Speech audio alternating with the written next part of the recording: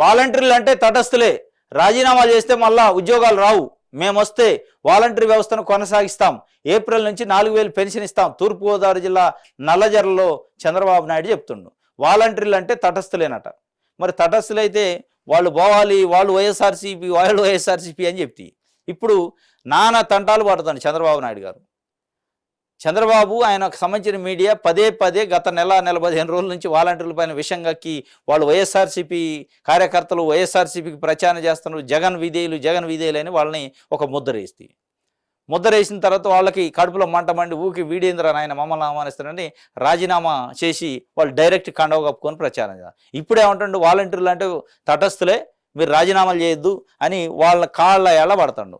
ఈ 5 సంవత్సరాలు ఎంతైతే వాలంటీర్లు తిట్టిండో, ఎంతైతే వాళ్ళ మీద విషం కక్కిండో, అదే వాలంటీర్ని కాళ్ళు ఏళ్ళు పట్టుకోవడం తక్కువ, కాళ్ళు చేతులు పట్టుకోవడం తక్కువ. చివరి కాళ్ళ బేరానికి పోయిండు అనుకోరా అండి.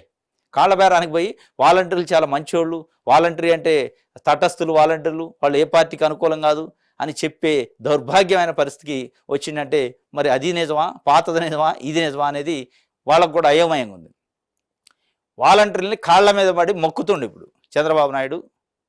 ఎట్టి పరిస్థితుల్లో వాళ్ళని దూరం చేసుకుంటే మనకి చాలా పెద్ద దెబ్బ అనేది ఇప్పుడు ఆయనకి జ్ఞానోదయం అయింది.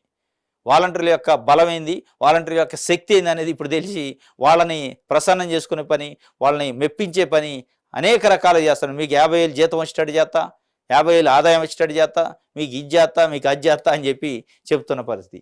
ఇది వాలంటీర్లు తటస్థులేనట. ఆయనకి ఇప్పుడు తెలిసిన తటస్థులని. మొన్నటిదాకానే లేదు వాళ్ళు వైఎస్ఆర్సీపీకి సంబంధించిన మనుషులు అని చెప్తి.